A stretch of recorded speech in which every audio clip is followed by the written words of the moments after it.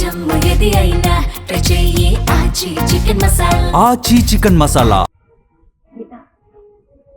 మీ అనుమానం అనుమానం కాదు, నమ్మకం. మీలో ఈ మార్పు ఎందుకు వచ్చిందో ఇప్పుడు అర్థమైంది. జరిగింది చెప్తాను, ప్రశాంతంగా వెళ్ళండి. ప్రసాదు నువ్వు సుఖంగా ఉండాలని, సంతోషంగా బ్రతకాలని ఇదంతా చేసేనే తప్ప వేరే దురుద్దేశం ఏమీ లేదు పార్వతి. అదే అదే మీలో ఉన్న గొప్పతనం. ఏమీ తెలియని అమాయకుల్లో నటిస్తూ మొసలి కన్నీరు కాల్స్తూ వెన్నుపోటు పొడవడం మీకు బాగా తెలిసిన విద్య.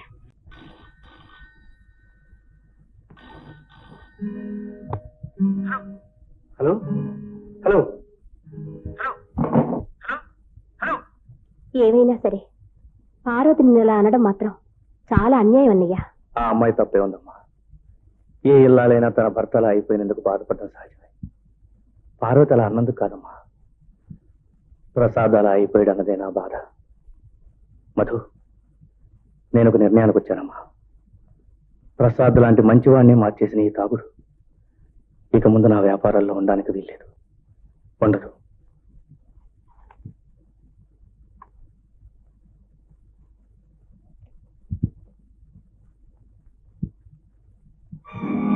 తెల్లవారుజామున మొదలుపెట్టారా? నీ భార్య అంతకంటే అర్హత ఏం కావు. మొన్నటి దాకా నన్నే నమ్ముకున్న భార్య అనుకున్నా. ఎందుకు ఇంత నిష్ఠూరంగా మాట్లాడుతున్నారు?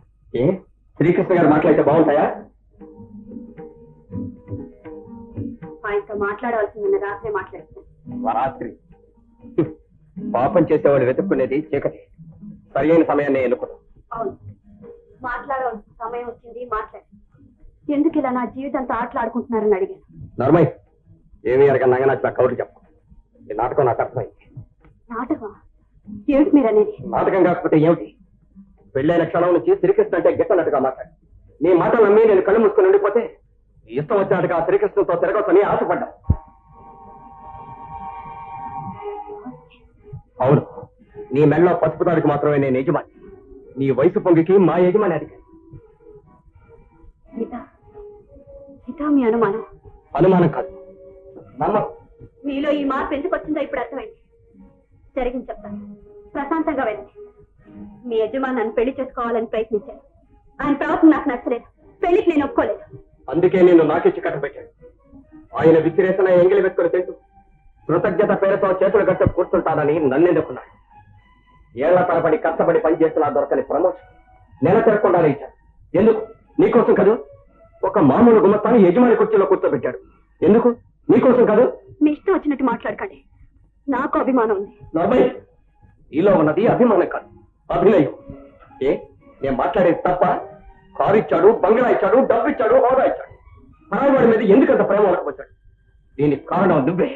నువ్వు వాడు కలిసి నన్ను పిచ్చివాడి చేసి ఇష్టం వచ్చినట్టు ఆడిచ్చారు. ఎక్కడికి నేను పోనీ అనుమానాలు పెట్టుకోకండి, నా మాట వినండి. ఇంకా నువ్వు చెప్పేది వింటానని అనుకుంటున్నావా? నువ్వు చేసిన ద్రోహానికి నేను చంపేయాల్సింది. కానీ ప్రేమించి పెళ్లి చేసుకున్నందుకు ఆ పని చేయలేకపోతున్నాను.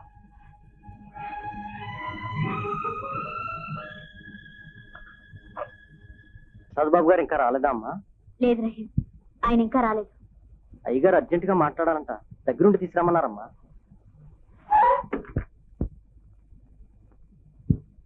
దిగు డార్లింగ్, ఇల్లు వచ్చేసింది. ఇది ఇల్లు కాదు, నరకం. నేను ఉంటా darling. Okay darling, good night. Bye. ఏమండి? ఎవరు నువ్వు? నీలాంటి ఆడవాళ్ల వల్ల మగవాళ్ళు పోగొట్టుకున్న ఆనందాన్ని ఆనందంగా విందు చేసేదా? ఎందుకు వచ్చిన గొడవ? వెళ్ళిపో. ఇంకొక నిమిషం ఆగామంటే ఇంకో 2 దెబ్బలు పడతాయి. ఆ తర్వాత నువ్వు వెళ్ళాలన్నా వెళ్ళు. వెళ్ళు.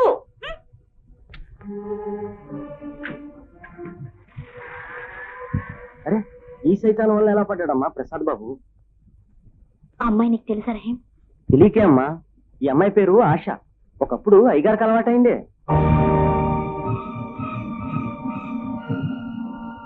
పార్వతి, ఏమిటి ఇలా వచ్చావు? మీరు నాకు చేయదలుచుకున్న ద్రోహం ఇంతేనా? ఇంకా ఏమైనా మిగిలిందా? పార్వతి, ఉంటే ఇలా రోజు రోజుకి కొద్ది కొద్దిగా ముక్కలు ముక్కలు చేయకండి, ఒక్కసారిగా చంపేయండి. నా బాధ తీరిపోతుంది, మీ ఆశ నెరవేరుతుంది. ఎందుకంత మాట్లాంటావు పార్వతి? నీ భర్త తాగుబోతు కావడానికి కారణం నేననుకుంటున్నావా? కాదు పార్వతి, కాదు. ప్రసాద్ అలా అయిపోయాడని తెలిసినప్పటి నుంచి నేనెంత బాధపడుతున్నాను. బాధ మీకా? తడిగుడ్డతో గొంతులు కోసే మీకా బాధ? ఏదో మహోపకారం చేస్తున్నట్టు నటిస్తూ నా జీవితాన్ని నాశనం చేస్తున్న మీకు. పార్వతి, నాకు నీ మీద పగేవాడు పార్వతి. నువ్వేం చేసావని? మిమ్మల్ని పెళ్లి చేసుకోవడానికి ఒప్పుకోలేదని, మీకు దక్కకుండా పోయానని.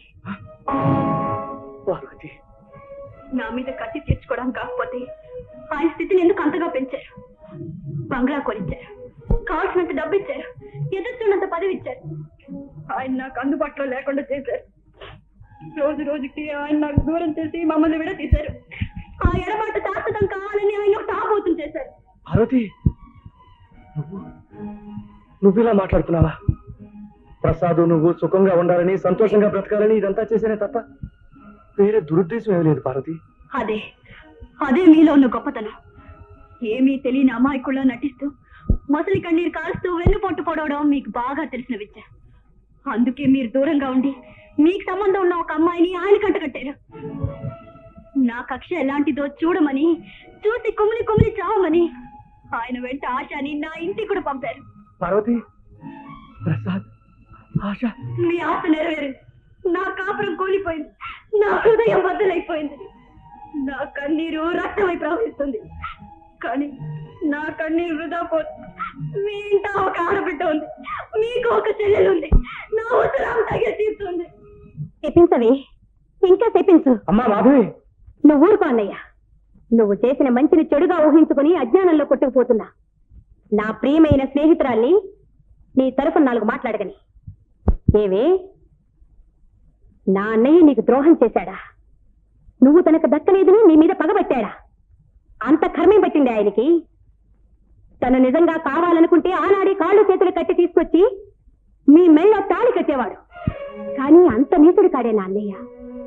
నువ్వు ప్రసాద్ని ప్రేమిస్తున్నావని తెలిసి నీ అభిప్రాయాన్ని గౌరవించి నీ నుంచి దూరం అయ్యాడే అన్నయ్య. ఆనాటి నుంచి ఈ క్షణం దాకా తనకంటూ ఏమీ అక్కర్లేకుండా నీ కోసం నా కోసం బ్రతుకుతున్నాడు.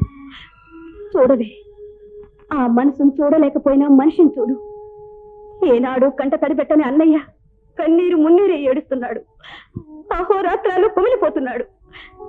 నీ కాపురంలో రేగిన చిచ్చు నిన్ను, నీ భర్తని కాదే, నా అన్నయ్యని దహించి వేస్తోంది. ఊరుకోమ్మా. పార్వతి, ఒక్క క్షణం ఆవేశాన్ని అంచుకునే నా మాట విను. గత జీవితంలో ఎన్నో పాపాలు చేశాను.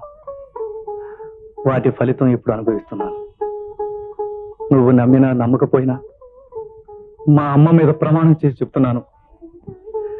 నీకు శివప్రసాద్కి పెళ్ళైన నాటి నుంచి మాధవిని నిన్ను ఒకేలా చూసుకుంటున్నాను. పార్వతి, ఇది వరకు నా ఒక్కడి సుఖం కోసం బ్రతికాను. ఇప్పుడు 3 సుఖం కోసం బ్రతుకుతున్నాను. చిన్ననాటి నుంచి తన చిన్నారి మనసుతో నన్ను నిజమైన అన్నయ్యను చేసిన మాధవి కోసం, నాకు తమ్ముడు లేని లోటు తీర్చిన ప్రసాద్ కోసం, నీ కోసం. నువ్వు నన్ను ఎలా అర్థం చేసుకున్నాను? నా తమ్ముడు భార్యవి.